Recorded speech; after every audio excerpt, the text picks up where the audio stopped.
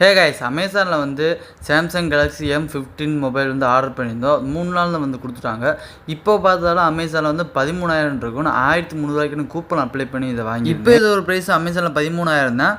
ஆனால் 700 கூப்பன் தான் இப்போ அவைலபிளாக இருக்குது. பாக்ஸில் ஃபஸ்ட்டு அதோட இமேஜ் கொடுத்துருந்தாங்க. பேக்கில் வந்து அதோட ஸ்பெசிஃபிகேஷன்ஸ்லாம் கொடுத்தாங்க. சைடில் வந்து அதோட கேலக்ஸி M15 5Gலாம் கொடுத்துருந்தாங்க.